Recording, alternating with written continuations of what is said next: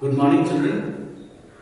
Today we are going to study another chapter, one story, very interesting story in Hindi. आज हम लोग पढ़ने जा रहे हैं एक कहानी जिसका शीर्षक है प्रायश्चित। जब भी हम लोग कोई पाप करते हैं तो उसका प्रायश्चित करते हैं, पछताते हैं, उसी के बारे में एक कहानी लिखी गई है।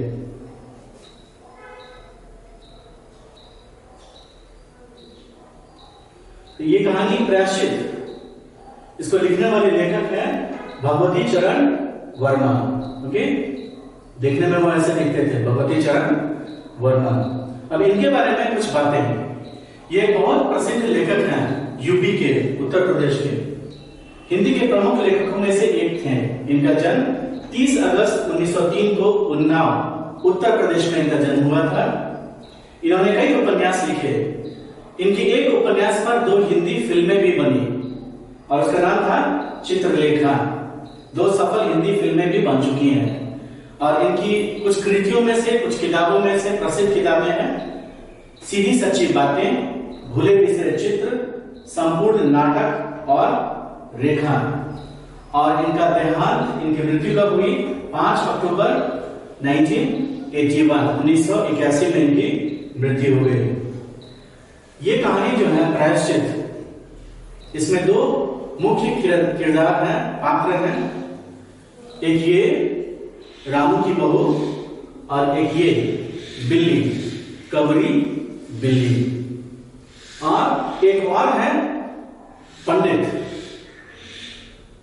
ढोंगी पंडित। और इस कहानी को लिखने का विषय ऐसा है कि बहुत बार हम लोग अंधविश्वास के कारण ढोंगी पंडितों को के जाल में फंस जाते हैं और उन्हें बहुत कुछ दे देते हैं जो कि जरूरी नहीं है। और कैसे ये पंडित जो ढोंगी हैं हमें ठगते हैं, उसके बारे में ही ये कहानी लिखी गई है। तो जैसा कि मैंने कहा, मुख्य 2 पात्र हैं, ये रामू की बहू और दूसरी है कबरी बिल्ली। कबरी बिल्ली, ये बिल्ली का नाम है कबरी। कबरी क्यों रखा गया नाम? चित कबरी। चित कबरी यानी कि स्पॉटेड। कभी कभी होता है ना, सफेद बिल्ली उसके ऊपर काले काले स्पॉट्स होते हैं, या ब्लैक उसके ऊपर सफेद स्पॉट्स होते हैं। उस तरह की स्पॉटेड बिल्ली थी, इसलिए इसका नाम रखा गया था कबरी बिल्ली।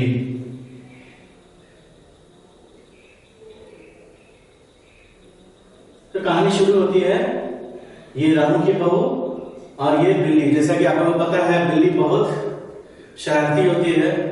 जब भी हम लोग घर में नहीं होते हैं तो वो दूध पी लेती है, या खाने का सामान चोरी कर लेती है, या कुछ बर्तन गिरा देती है। वैसा ही कुछ इस घर में भी हो रहा है। आइए पढ़ते हैं ये कहानी। अगर कबरी बिल्ली घर में किसी से प्रेम करती थी तो वह रामू के बहू से, और अगर रामू की बहू किसी से घृणा करती थी, नफरत करती थी, तो वो कबरी बिल्ली से। रामू की बहू 2 महीने हुए मैके से प्रथम बार ससुराल आई। पति की प्यारी, सास की दुलारी, प्यारी सी दुल्हनिया। भंडार घर की चाबी उसकी करघनी में लटकने लगी। करघनी ये स्त्रियों द्वारा कमर में पहने जाने वाला एक आभूषण है। तो यहाँ पर वो अपनी चाबी लटकाती थी। कहाँ की? भंडार घर की, स्टोर रूम की, जहां सारे अनाज और खाने की चीजें रखी रहती है। और सास ने यह घर की जिम्मेदारी बहू को सौंपी, माला ली और पूजा पाठ में लग गई। बूढ़ी हो चुकी थी सास, इसलिए घर का सारा कार्यभार किसको दे दिया? रामू की बहू को, जो एक नई दुल्हन थी, उम्र में छोटी थी। और फिर सास ने क्या किया? अपना ध्यान पूजा पाठ में लगा दिया। रामू की बहू नई निगली मासूम ठहरी। उनसे क्या क्या गलतियां हो जाती थी, सुनो। कभी भंडार घर खुला है तो कभी भंडार घर में बैठे बैठे ही सो गई। जब भी कबरी बिल्ली को मौका मिलता, घी दूध पर जुट जाती, खा लेती थी घी और दूध। बहू की जान आफत में और बिल्ली के मौज मजे। बहू परेशान हो जाती थी, रामू की बहू, और बिल्ली काफी खुश रहती थी क्योंकि उसे खाने का बहुत चीज मिल जाता था। बहू हांडी में घी रखते रखते ऊँघ गई, यानी सोने लगी। हांडी का मतलब यहाँ मिट्टी का बर्तन है, उसमें घी रखा और सोने लगी। तब क्या हुआ, बचा हुआ घी कबरी के पेट में, बाकी का घी कबरी ने खा लिया। बहू दूध रखकर मिश्रानी को जींस देने गई और दूध नगारा। दूध रखने के बाद वो भूल गई। और मिश्रानी कौन है, खाना बनाने वाली स्त्री, घर में जो खाना बनाती है उसे बोलते हैं मिश्रानी। जींस यानी कि कुछ सामान, कुछ वस्तु देने गई। और जब लौट कर आती है तो क्या देखती है, दूध नदारत, दूध गायब हो चुका था।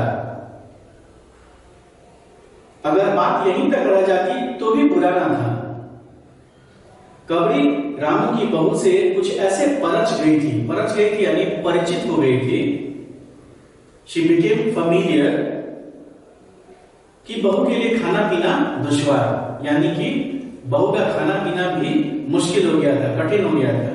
हमेशा वो बिल्ली के बारे में ही सोचते रहती, क्या किया जाए इस बिल्ली का, क्योंकि हमेशा बिल्ली जब भी वो सो जाती या बेध्यान हो जाती तो बिल्ली रसोई घर का, भंडार घर का खाना खा जाती, स्पेशली दूध, दही, घी इत्यादि। आखिर रामू की बहू ने तय कर लिया कि या तो वह घर में रहेगी या फिर कबरी बिल्ली। मोर्चाबंदी हो गई, दोनों सतर्क, दुश्मन की सेना जैसे दोनों तरफ एकदम चौकस, सचेत। बिल्ली फंसाने का कटघरा आया। कटघरा यानी पिंजरा जिसमें बिल्ली को फंसाया जा सके।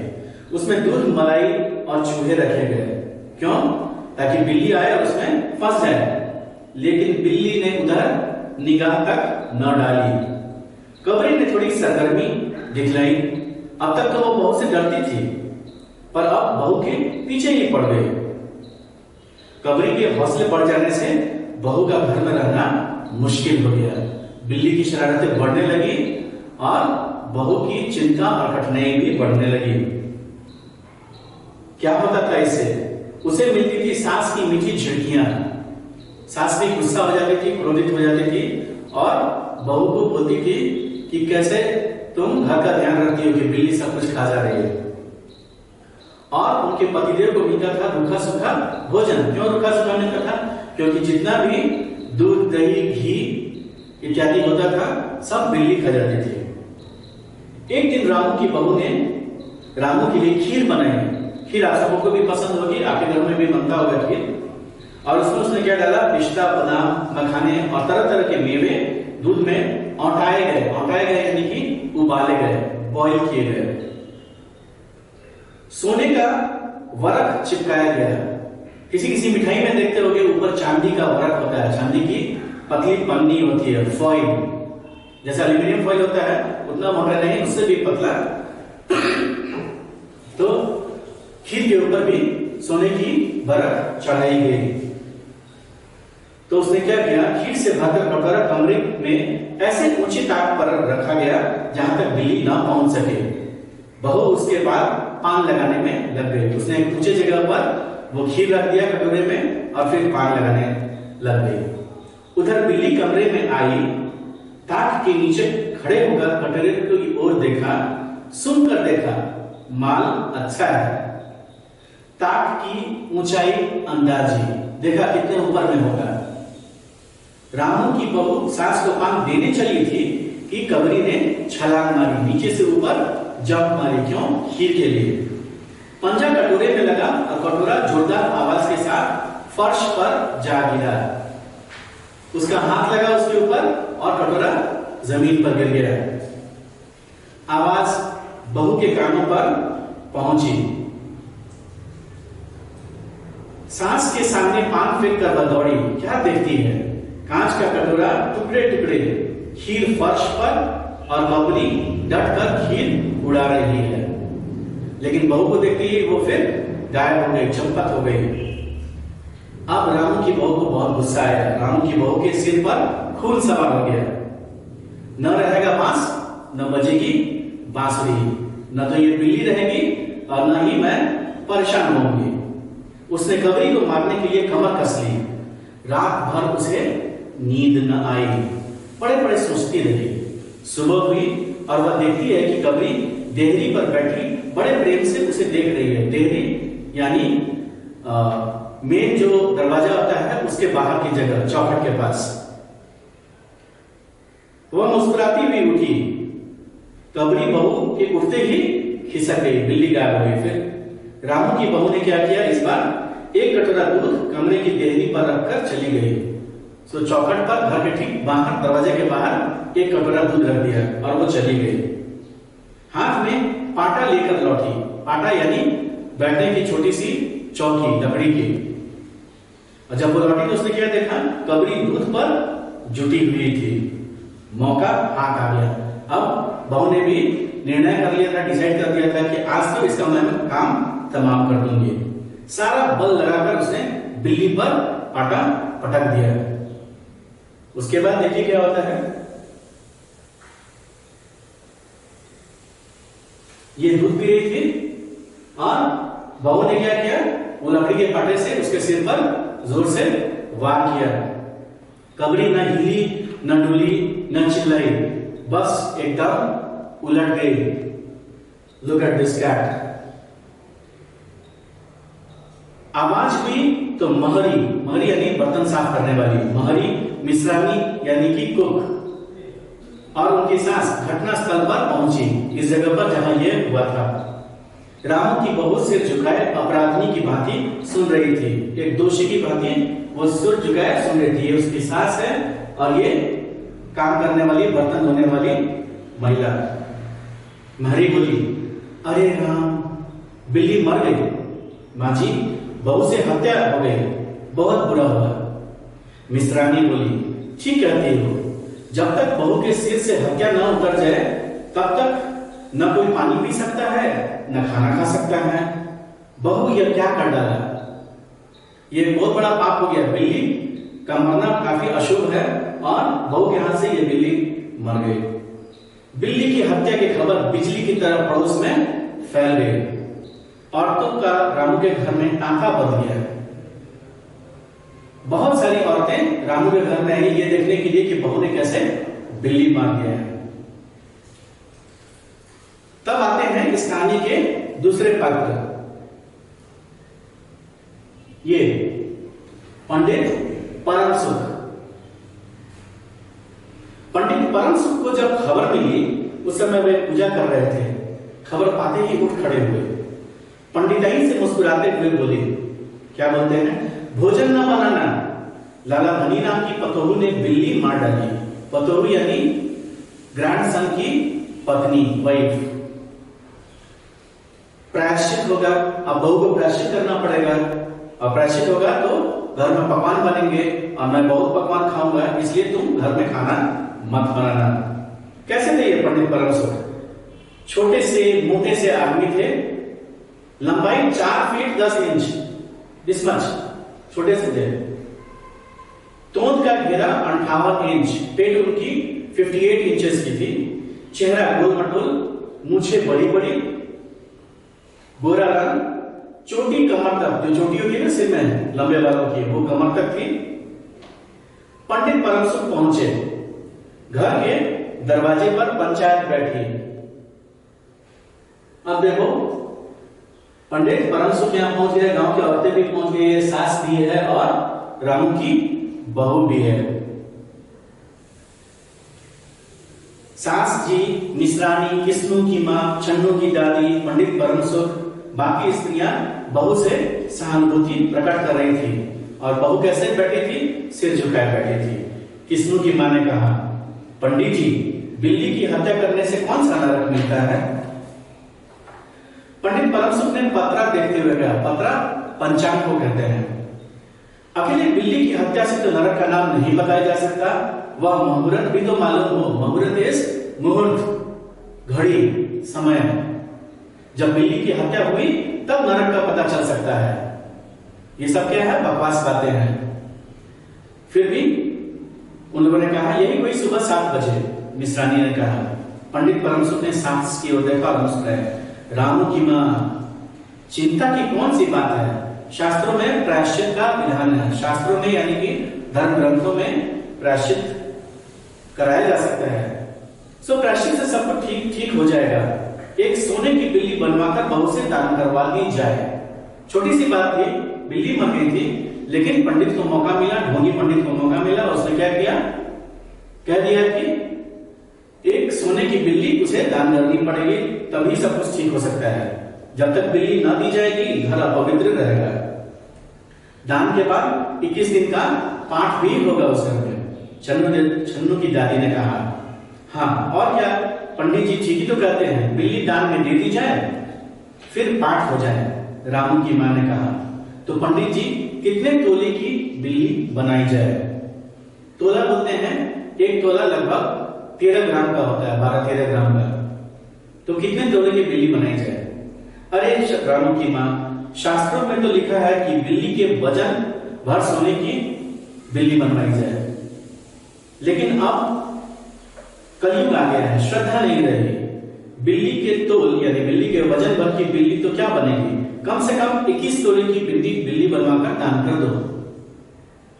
उसने कहा कि बिल्ली के वजन की ही बननी चाहिए थी सोने की बिल्ली, लेकिन अभी मैं सिर्फ 21 तोले से काम चला लूंगा, 21 तोला बहुत होता है।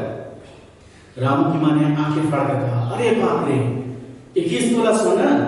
पंडित जी तोला भर की बिल्ली से काम न निकलेगा, यानी सिर्फ 1 तोले की बिल्ली 13 ग्राम की बिल्ली से काम नहीं होगा। पंडित परम सुख हंस पड़े। रामू की मां 1 तोले की बिल्ली, अरे रुपये का लोभ बहुत से बढ़ गया है, उसके सिर पर बड़ा पाप है, इतना भी लोभ ठीक नहीं। तो मोल तोल शुरू हुआ, सौदेबाजी, हम लोग बाजार में करते हैं ना सब्जी वाले के साथ में, तो वैसे ही मोल तोल शुरू हुआ, बार्गेनिंग शुरू हुई और मामला 11 तोले की बिल्ली पर ठीक हो गया। यानी कि पंडित ने कहा था 21, सास ने कहा था 1 और अंतिम में 11 पर सब कुछ फिक्स हो गया। रामू की मां, मैं पाठ कर दिया करूंगा, पूजा की सामग्री आप मेरे घर भिजवा दीजिए, कम से कम सामान में मैं पूजा कर दूंगा। तो पंडित जी का कम से कम सामान क्या है? दान के लिए कम से कम 10 मन गेहूं, 1 मन गेहूं इज इक्वल टू 40 केजी, यानी कि 400 केजी गेहूं, 1 मन चावल, 1 मन दाल, मन भर तिल, 5 मन जौ, 4 पसेरे घी, पसेरी यानी 5 केजी, 4 into 5 20 केजीज ऑफ घी, और मन भर नमक यानी कि 40 किलो नमक। बस इतने से काम चल जाएगा। यानी पंडित जी ने अपने 2-3 साल का खाना वहां से मंगवा लिया, क्योंकि ये लोग बहुत धनी थे। अरे बाप रे, इतना सामान पंडित जी, इसमें तो बहुत रुपया खर्च हो जाएगा। रामू की मां ने रुआसी होकर कहा, फिर इससे कम में तो काम न चलेगा, पहले बहू के पाप तो देख लो, यह प्रायश्चित है, कोई हंसी खेल थोड़ी ही है, जिसकी जैसी मर्यादा। प्रायश्चित में वैसे ही खर्च करना पड़ता है और रुपये का आप लोगों के हाथों का मैल है। पंडित परम सुख की बात से पंच प्रभावित हुए, वहां के जो लोग जाने माने लोग थे, मुखिया सरपंच, ये सब पंडित की बात से प्रभावित हो गए। छन्नू की दादी ने कहा, दान पुण्य से पाप कटते हैं, दान पुण्य में किफायत ठीक नहीं, यानी दान पुण्य करने में कंजूसी नहीं करनी चाहिए। मिश्रानी ने कहा, और फिर माँ जी, आप लोग ठहरे बड़े आदमी, इतना खर्च कौन आप लोगों को अखरेगा, यानी कि उससे आपका कुछ बिगड़ेगा नहीं। रामू की मां ने चारों तरफ देखा, सभी 5 पंडित जी के साथ थे और पंडित परम सुख मुस्कुरा रहे थे कि विजय हो गई थी। रामू की मां ने कहा, अब तो जो नचाओगे नाचना ही पड़ेगा, यानी आप जो बोलोगे वो करना ही पड़ेगा। अब पंडित परम सुख थोड़ा बिगड़ गए, बोले, रामू की मां, यह तो खुशी की बात है, अगर तुम्हें आवश्यकता न हो तो न करो, मैं चला, यानी I am going, if you don't want to do it better don't do it. अरे पंडित जी, रामू की मां को कुछ नहीं अखरता, बेचारी को कितना दुख है, बिगड़ो नहीं। मिश्रानु, छन्नी की दादी और किस्नू की मां ने एक स्वर में कहा। बाकी की औरतें पंडित जी को मनाने लगी कि आप मत जाइए। रामू की मां ने पंडित जी के पैर पकड़े और पंडित जी ने आसन जमाए। आसन जमाए यानी कि जमकर बैठ गए। फिर क्या बोला, 21 दिन के पाठ के 21 रुपए चाहिए। 21 दिन तक दोनों वक्त 5-5 ब्राह्मणों को भोजन, 5-5 और पंडितों को भोजन, लेकिन चिंता करने की जरूरत नहीं है, पांचों का खाना भी मैं ही खा जाऊंगा दोनों टाइम। मैं अकेले दोनों समय भोजन कर लूंगा और 5 ब्राह्मणों के भोजन का फल भी मिल जाएगा। अच्छा, तो अब कहानी खत्म होने वाली है।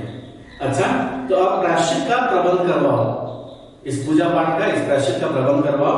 रामू की मां 11 तोला सोना निकालो, मैं उसकी बिल्ली बनवाकर लाऊं, 2 घंटे में बनवाकर लौटूंगा। तो वो क्या मांग रहा है? 11 तोले सोने राम की मां से। तब तक पूजा के लिए पंडित की बात खत्म भी ना हुई थी कि महरी हाफती हुई आई, बर्तन धोने वाली स्त्री दौड़ते हुए आई। सब चौंक उठे।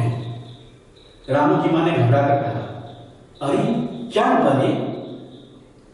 महरी ने लड़खड़ाते स्वर में कहा, मां जी, बिल्ली तो उठकर भाग गई। यानी कि बिल्ली मरी ही नहीं थी और बिल्ली वहां से भाग गई। और पंडित जी का भी सपना अधूरा रह गया। उन्होंने 11 तोले सोने और न जाने कितने चीज रामू की मां से मांगे थे, वो सब सपना का सपना ही रह गया और बहू को प्रायश्चित नहीं करना पड़ा। तो यही होता है, जब मनुष्य अंधविश्वास में होता है तो उसे दूसरे लोगों की बात माननी पड़ती है। इसलिए अपनी समझदारी लगानी चाहिए ऐसे समय में। तो ये कहानी खत्म हो गई। इसका शब्दार्थ आप लोग अपने अपने कॉपी में लिख लीजिएगा। अगली क्लास में मैं पढ़ाऊंगा नहीं, सिर्फ इस कहानी की वीडियो दिखाऊंगा, ठीक है? तो अगले क्लास में हिंदी की पढ़ाई नहीं होगी, सिर्फ मैं इसका वीडियो दिखाऊंगा। और कौन है ये?